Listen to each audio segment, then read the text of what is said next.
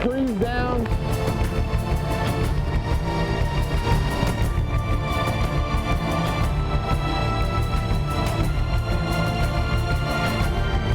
Everybody needs some help.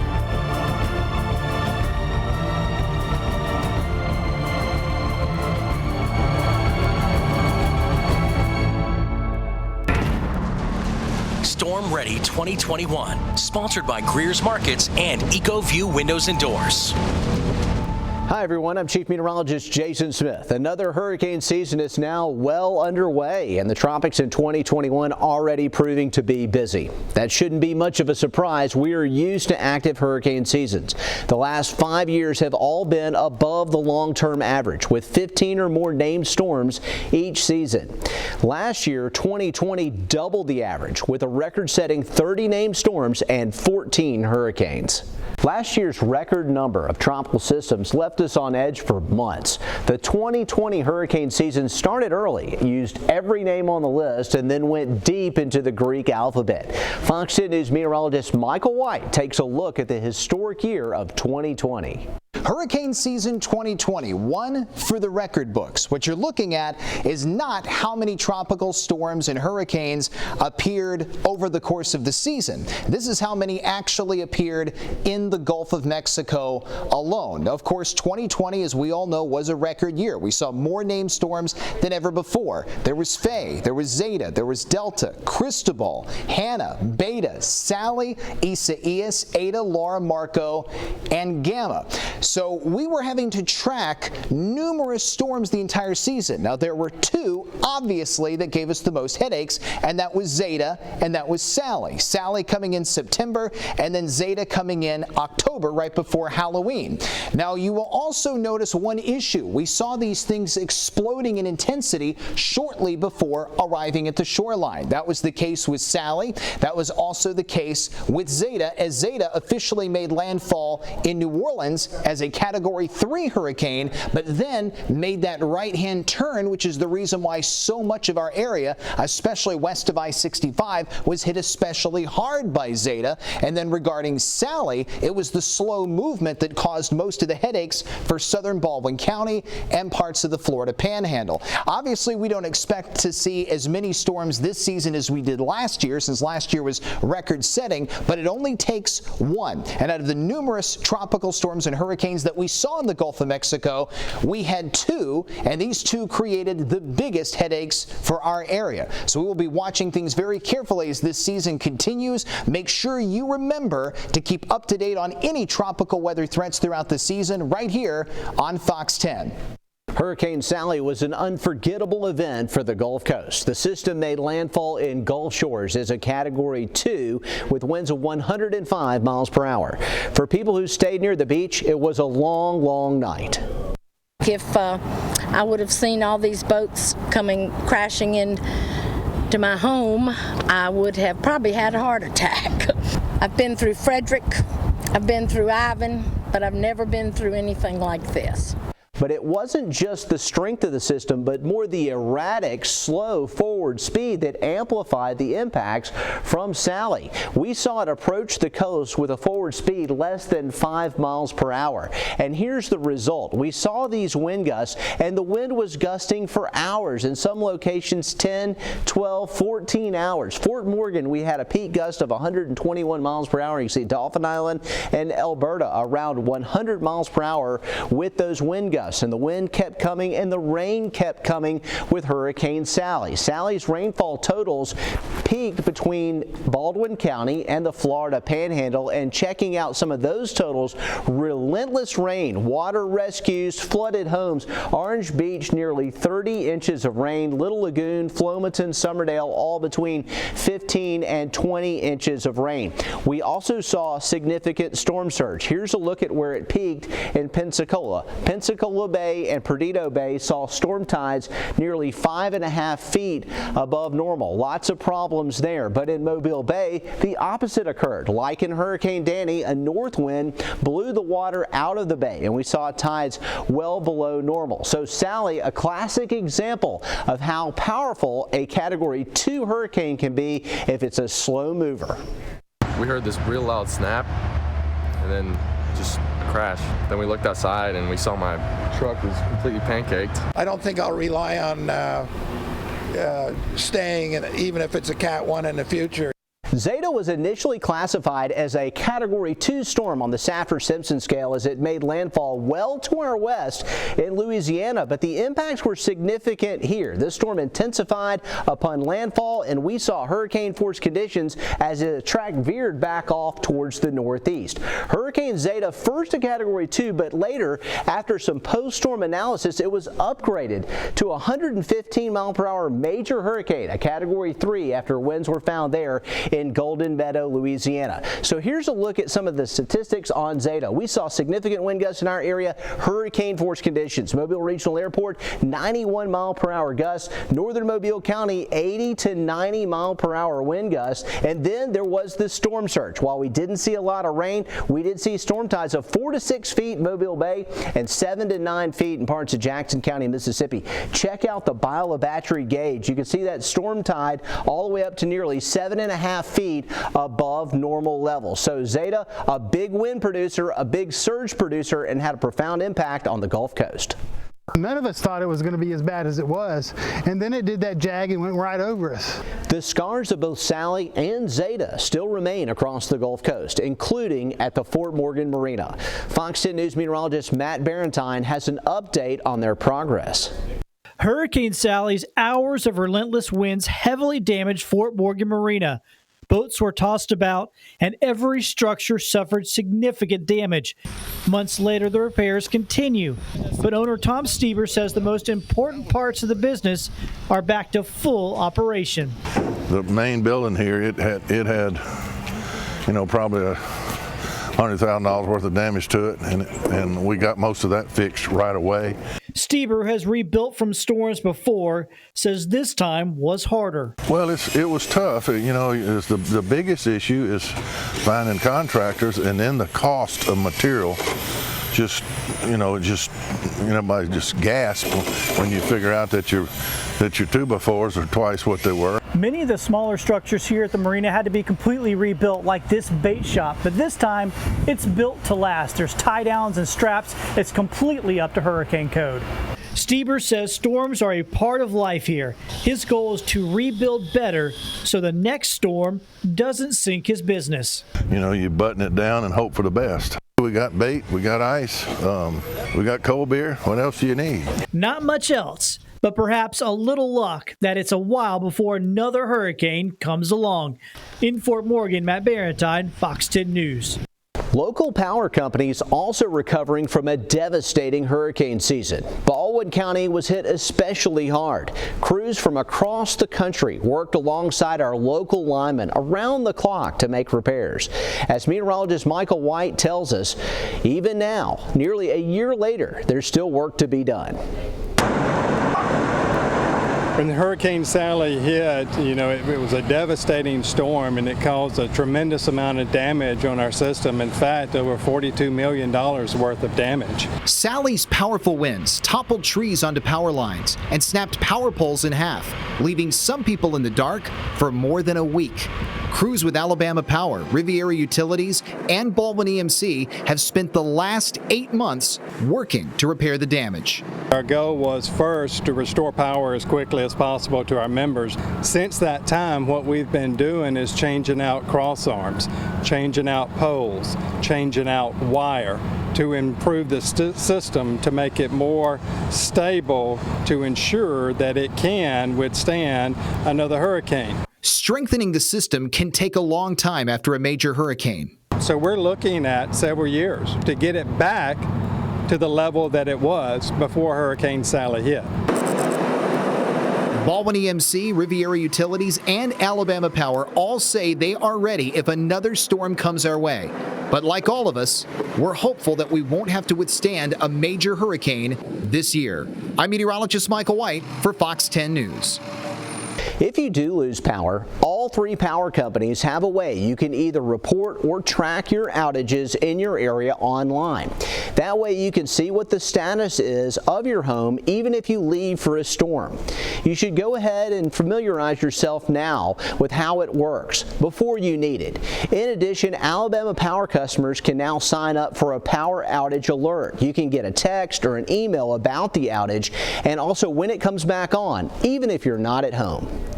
When Storm Ready 2021 continues, we'll tell you about plans for shelters and evacuation routes. But first, the hurricane hunters play a key role in data collection during the hurricane season. Coming up after the break, we're going to take a closer look at what they do. Welcome back to Storm Ready 2021, sponsored by Greer's Markets and EcoView Windows and Doors. I was here for Katrina, and that was my first and last. I'll stay through maybe a Category 2 or tropical storm. But if it's a 3, 4, 5, I got to head up the road. A lot of the information we use to track hurricanes and tropical storms comes from data collected from inside the storm itself. But to get it, it takes a very special skill set, courtesy of the military. Meteorologist Jennifer Lambers introduces us to that specialized team that will fly into the eye of a hurricane. The Hurricane Hunters, a specialized division of the U.S. Air Force, whose duty is to fly directly into tropical storms and hurricanes. A fleet made up of 10 WC-130s and a squadron of about 145 military members. But what is it that they do? We're in the business of data collection, and really at the end of the day, we are here to collect valuable information in the storm environment and around the storm to better help forecasters collect information that you can't get anywhere else. We're filling that gap in the data. An important job that helps us to get a better view inside the eye of the hurricane. This is the weather officer palette. The data that they collect is sent to the National Hurricane Center in Miami, Florida. The Hurricane Center does a lot of the coordination. They will give us a little bit of lead time on where exactly they expect us to go, and as before we take off into the storm environment, they'll provide us with the most up-to-date center coordinates for the storm center where they expect it to be. And so that's where we plan our flights to and from. Look at the shape of the coastline. Ken Graham, director for the NHC in Miami, talks about the importance of the specialized team of individuals. They're heroes, right? We're trying to get everybody away from the storms, but we're sending the hurricane hunters right into the storm. It gives us the data that we need to quickly make updates to the forecast, change that forecast, and give everyone the latest information. They're absolutely critical to the process and real heroes in all this meteorology that we do. These missions help to pinpoint the strength and speed of these storms.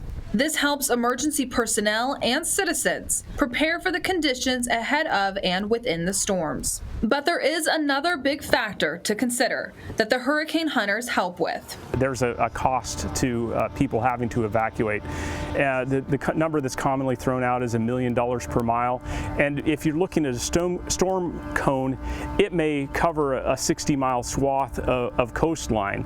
And that's a lot of people that their lives or businesses or whatever are impacted by that. So if we can bring that cone down and cut out 20, 30 miles of people that are potentially impacted by a warning or watch on a hurricane, that's of great benefit for people and businesses. The hurricane hunters collect data using drop sondes.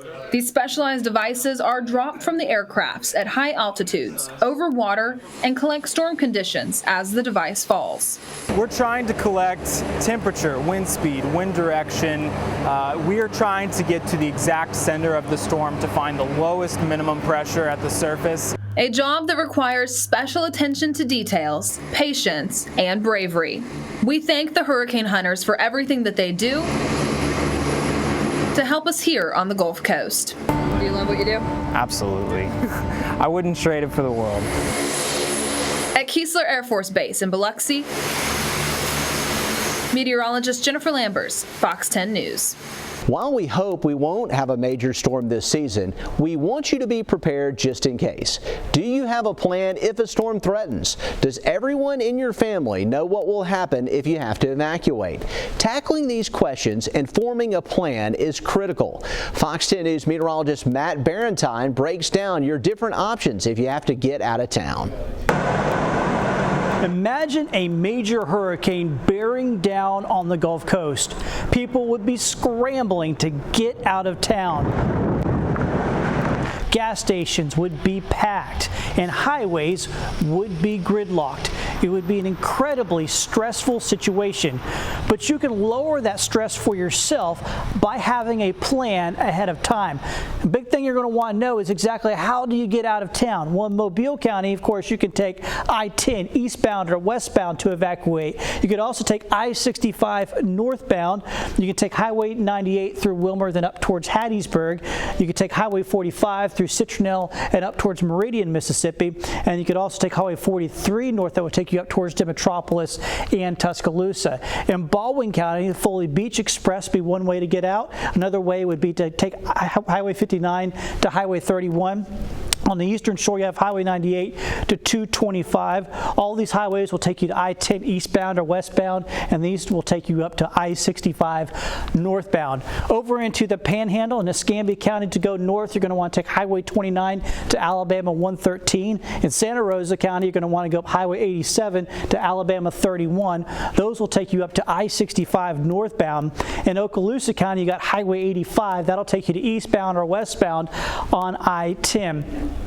All of these would be helped out with evacuation if we have what's called contraflow on I-65. That's where the southbound lanes are reversed to northbound, so all four lanes that head northbound from Baldwin County up through Montgomery to help get folks out of harm's way. Of course, it's not just about evacuating. You need to know what you would bring with you. You got paperwork that you might want to bring. You'd have pets that you would want to bring, medicine.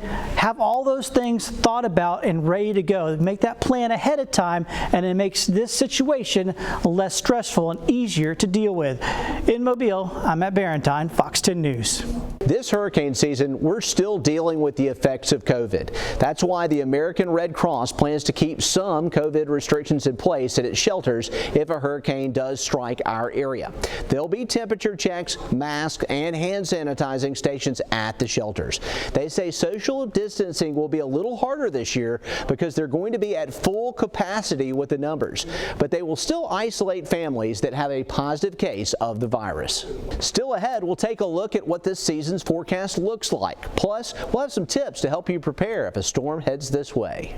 I'm pretty much prepared. I keep like weather radios that you crank, and I have lots of lanterns that run by oil, and I have some that run by battery. I also have solar chargers for phones. You're watching Storm Ready 2021, sponsored by Greer's Markets and EcoView Windows and Doors.